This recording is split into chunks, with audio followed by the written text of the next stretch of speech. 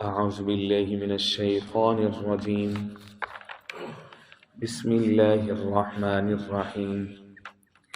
فكلوا مما ذكر اسم الله عليه إن كنتم بآياته مؤمنين.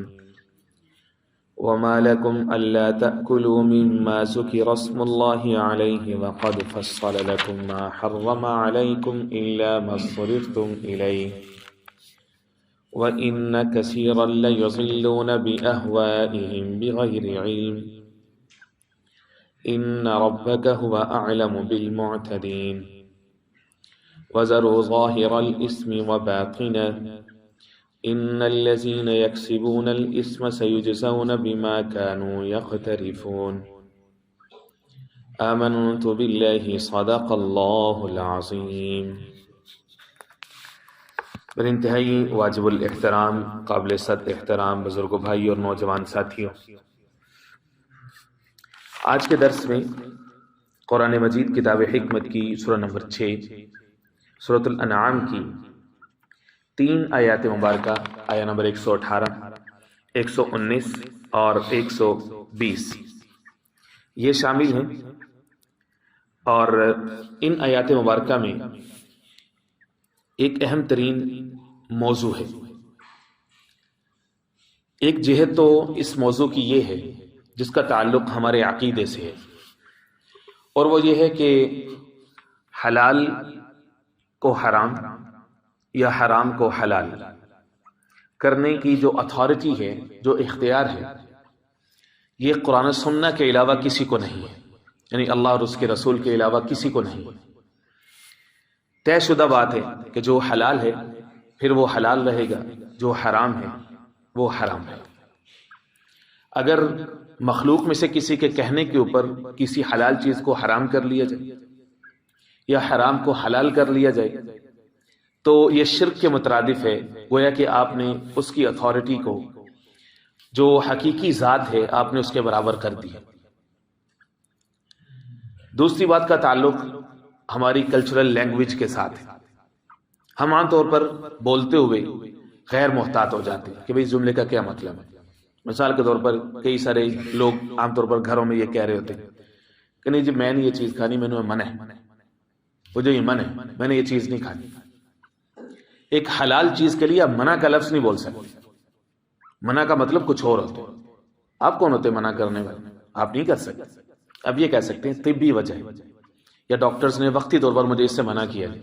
بعض دفعہ ہوتی ہے وہ چیز زیادہ صحت والی ہوتی ہے اور زیادہ فائدہ مند ہو سکتی ہے، لیکن ڈاکٹرز نے وقتی طور پر منع کیا ہے. اگر آپ اس کی نسبت عارضی طور پر اس طرح سے کر دیں گے کہ بس مجھے وقتی طور پر منع ہے ڈاکٹرز نے، انشاءاللہ اللہ پاک اچھا کر دے گا تو میں اس کو کھاؤں گا، اللہ پاک یقیناً آپ کو صحت و شفا دے گا اور آپ جلد وہ چیز کھانے کے قابل ہو جائیں گے. آپ جتنا یقین ڈاکٹر پہ رکھ رہے ہیں اس سے زیادہ یقین تو آپ کو اللہ پہ ہونا چاہیے کہ اللہ کی زیادہ آپ کو صحت و شفا دے گی. لوگ بد پرہیزی کرتے ہوئے تو وہ چیزیں کھا جاتے ہیں، ٹھیک ہے، لیکن اگر اس انداز میں کر لیں اور یہ سوچ کے کر لیں کہ بھئی حلال کو حرام، حرام کو حلال کرنے کی اتھارٹی صرف اور صرف اللہ کے پاس ہے. اب ان آیات کا تناظر بھی کچھ اسی طرح کر کے کہ ایک طرف مشرکین مکہ، ایک طرف جو ہیں وہ یہود ہیں، دونوں ہی اپنے آپ کو بڑا پڑھا لکھا اور بڑا کلچرڈ سمجھتے تھے. جو مشرکین تھے انہوں نے خام خاص اپنے اوپر کئی ساری چیزوں کو، حلال چیزوں کو اپنے اوپر حرام کیا ہوا تھا، کئی ساری حلال چیزوں کو، جس کا تذکرہ ہے سورہ مائدہ پارہ نمبر جو اس سے پہلے گزرا، پارہ نمبر 6 اس کے تیسرے رکوع میں آیہ نمبر 103 کے اندر سورہ مائدہ کی. ما جعل اللہ من بحیرۃ ولا سائبۃ ولا وصیلۃ ولا حام. 4 طرح کے جانوروں کو انہوں نے خود ہی اپنے اوپر حرام کیا ہوا تھا. کسی جانور کو کہیں گے کہ جی اس کو بتوں کے نام پہ چھوڑ دیے، اب اس کا دودھ دوہیں گے اور ہم تقسیم کریں گے، خود نہیں. ایسے ہی کسی اونٹنی نے مسلسل جو ہے وہ مادہ بچے جنم دیے، نہیں جی اب جو ہے وہ اس کو چھوڑ دیں، اب اس کے اوپر نہ سواری ہے نہ اس سے کوئی کام ہے.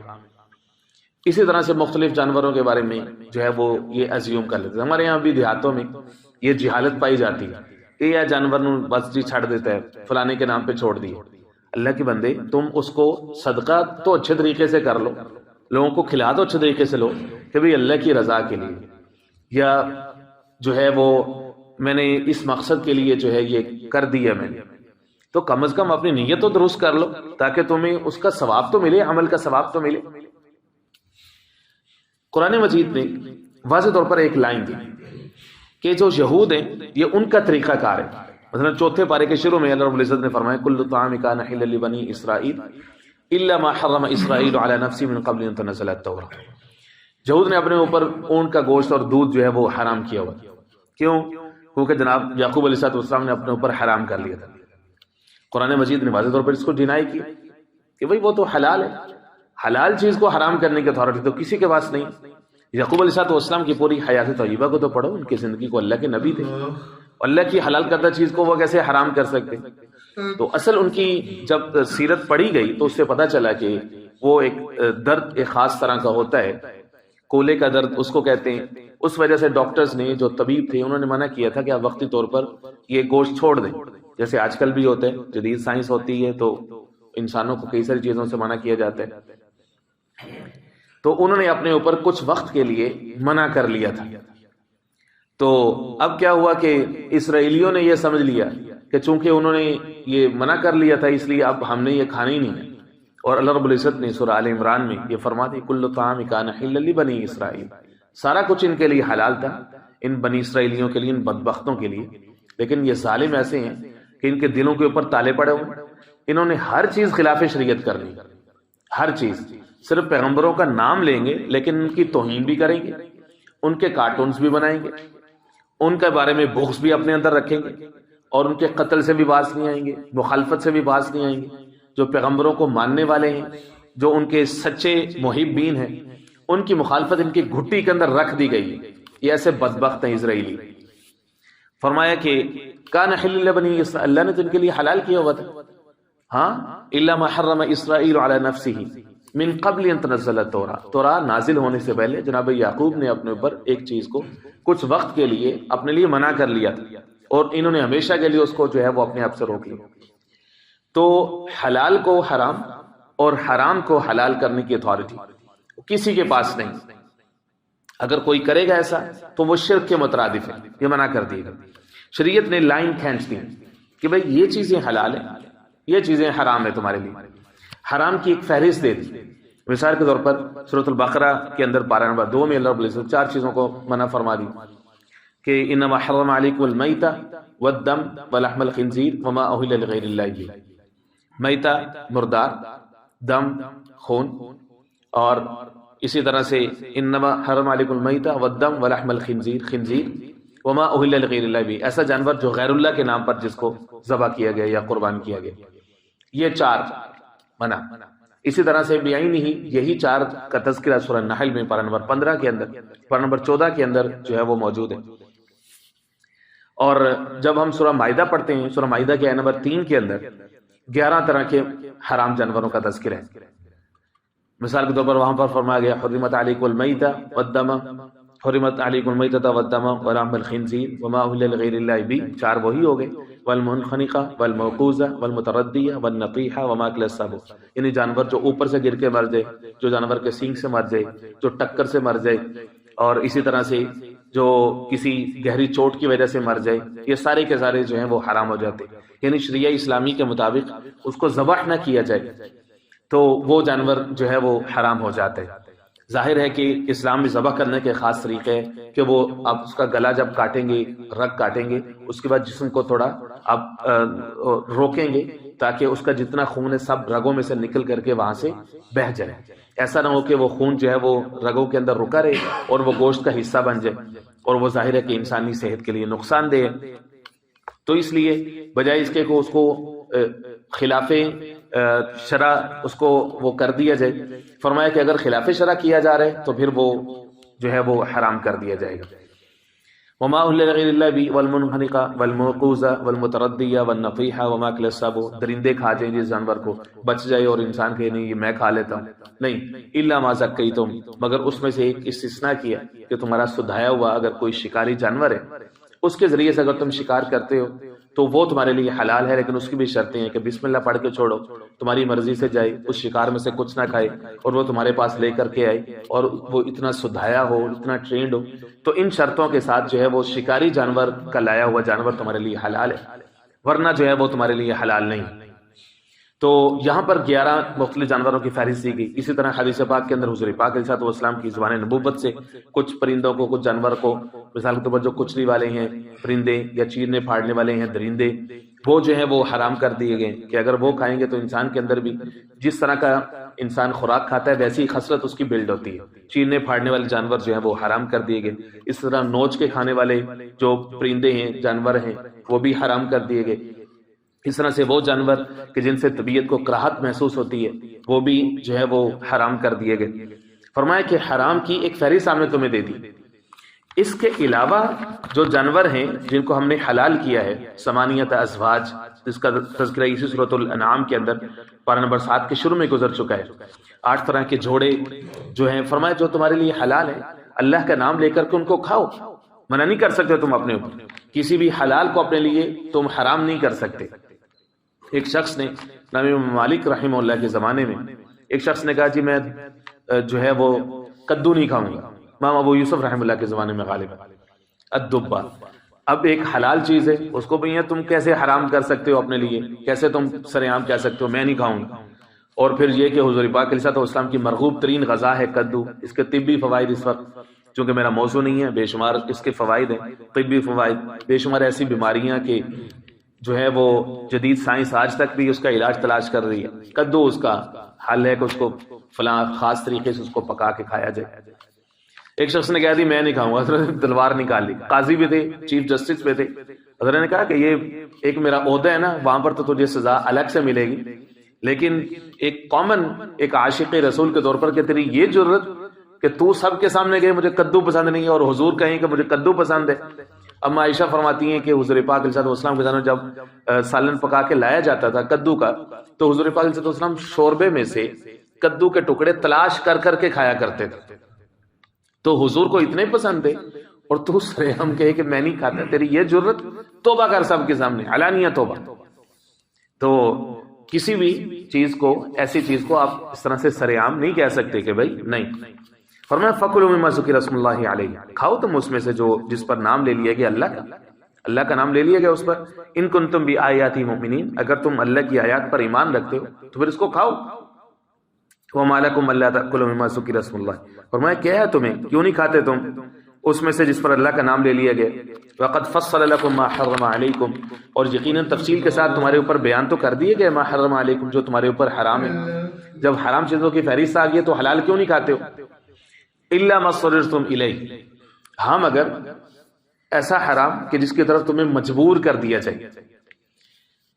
یہ استثناء ہے جس کا تذکرہ قرآن مجید میں اور بھی مقامات پر ہے کہ اگر مجبوری کے ساتھ حرام کی طرف انسان کو جانا پڑے تو اس میں جو ہے وہ شرط یہ ہے کہ وہ صرف اور صرف اتنا ہو کہ جتنا انسان کی روح اور جسم کا رشتہ برقرار رکھنے کے لیے، صرف اور صرف اتنا ہو۔ اس میں بھی دو صورتیں ہوتی ہیں، ایک ہوتی ہے عزیمت، ایک ہوتی ہے رخصت۔ عزیمت یہ ہے کہ ڈٹ جائے، اللہ سے مانگے۔ جب انسان مکمل طور پر اللہ کی ذات کی طرف متوجہ ہو جاتا ہے نا، تو جتنا بڑا مرضی گناہ سامنے کھڑا ہونا، اللہ رب العزت بند دروازے بھی کھول دیتے ہیں۔ مثال یوسف ہمارے سامنے، سارے دروازے بند تھے اور عورت جو ہے وہ حکمران تھی اور وہ مکمل طور پر ایک طرح کے قبضہ کر چکی تھی، مجبور کر چکی تھی، اس نے اپنی طرف سے کوئی دروازہ چھوڑا نہیں تھا۔ جب مخلوق سارے دروازے بند کر دیتی ہے بندے کے لیے، بندہ اللہ سے امید رکھے تو اللہ اس کا دروازہ کھول ہی دیتے ہیں۔ تو اسی طرح سے جب حرام پر انسان جو ہے وہ عزیمت حرام کے مقابلے میں اختیار کرتا ہے، یہ حرام کام ہے یا حرام چیز ہے یا حرام کھانے نہیں، اپنے اندر جو ہے وہ ایسا مضبوط ہو جائے کہ نہیں میں نے اس کے طرف جانا نہیں، تو اللہ حلال فراخ راستے اس کے لیے کھولتے ہیں۔ اللہ کی ذات، اس کے وعدے ہیں، مومن ہونے کے ناطے ہمیں اس پر یقین رکھنا چاہیے، یہ ہے عزیمت۔ دوسرا ہے رخصت۔ رخصت یہ ہے کہ انسان مر رہا ہے، قریب المرگ ہے، تو اس صورت میں فرمایا کہ تم صرف اتنا کھا سکتے ہو کہ جتنا تمہارا جسم اور روح کا رشتہ برقرار رہ سکے، نمبر 1۔ نمبر 2، رغبت کے ساتھ نہیں کھا سکتے، پیٹ بھر کے نہیں کھا سکتے۔ نمبر 3، دل میں اکراہ اور ناپسندیدگی کا اظہار ضروری ہے، خوشی کے ساتھ نہیں، برضا اور رغبت نہیں، کیونکہ اللہ کی ذات تو علیم بذات الصدور ہے۔ تو یہ فرمایا کہ یہ ہے الا مسرتم الیہ کی اسپرٹ ہے۔ مجبوری میں تو ایون جب رب العزت نے یہ بھی اجازت دی ہے مجبوری کے اندر کہ بھی تم میری ذات کا بھی انکار کر دو، تم اپنی جان بچاؤ، لیکن بات وہیں پر آ جاتی ہے کہ عزیمت پہلے ہے، رخصت بعد میں ہے۔ رخصت ہے ضعفاء کمزور لوگوں کے لیے، اور عزیمت جو ہے وہ جو ایمان جن کا طاقتور ہوتا ہے، مضبوط ہوتا ہے، یہ ان کے لیے جو ہے وہ یہ جملے ہوتے ہیں۔ قرآن مجید کتاب حکمت کے اندر 15ویں پارے میں رب العزت نے فرمایا الا من اکریہ وقلب مطمئن بالایمان من کفر باللہ من بعد ایمانی، جس شخص نے کلمہ کفر کہہ دیا من بعد ایمانی ہی، ایمان لانے کے بعد، الا من اکریہ وقلب مطمئن بالایمان، فرمایا یہ الاؤ تو نہیں ہے، ہاں مگر جس کو مجبور کر دیا گیا اور اس نے زبان سے کچھ کہا وقلب مطمئن بالایمان، لیکن اس کا دل ایمان کے اوپر قائم ہے، فرمایا کوئی حرج نہیں، ہم اس کو معاف کر دیں گے۔ اللہ کی ذات اتنی غفور رحیم اپنے بندے کے اوپر کہ ٹھیک ہے کوئی بات نہیں، اس نے اپنی جان بچانے کے لیے یہ کیا، لیکن اس کے اوپر عزیمت بھی تو ہے، ہمیشہ رخصت ہی تو نہیں ہے، جان تو ایک نہ ایک دن جانی ہے۔ صحابی رسول کو مشرکین نے باندھا ہوا ہے، پکڑا ہوا ہے اور ان کو جکڑا ہوا ہے، ہاتھ اور پاؤں کے اندر بیڑیاں اور ہتھکڑیاں ہیں، اور پاس وہ تلواریں اور نیزے لے کے کھڑے ہوئے ہیں۔ وہ ایک کافر کچوکا مارتا ہے، ایک پسلی میں، ایک سینے میں، ایک گردن پہ کچوکا مارتا ہے، کہتا ہے ہاں اب تو خوش ہے، اب تجھے پتہ چلے وہ جن کے اوپر تو ایمان لے کر کے آیا وہ تو وہاں پر ہیں، اپنے دوستوں یاروں کے ساتھ ہیں، تجھ سے میلوں دور ہیں، وہ وہاں پر ہیں، لوگ ان کے ہاتھ چومتے ہیں، لوگ ان کے آگے پیچھے ہوتے ہیں، وہ تو بادشاہوں کی زندگی گزار رہے ہیں، اور تم یہاں پر ان کا نام لے کر کے پکڑے ہوئے، اب سنا تیری کیا حالت ہے۔ اس نے کہا بدبخت اپنی زبان کو بند رکھ، تالا لگا اپنی زبان کو، مجھے یہاں پر اگر قتل بھی کر دیا جائے، میری گردن بھی کاٹ دی جائے، مجھے کوئی پرواہ نہیں ہے، میں دائیں گروں یا بائیں گروں، لیکن جہاں پر بھی کھڑے ہو کر بھی میرا جذبہ یہ ہے کہ وہاں پر محمد رسول اللہ کے پاؤں میں کانٹا بھی چبھے تو مجھے گوارا نہیں ہے۔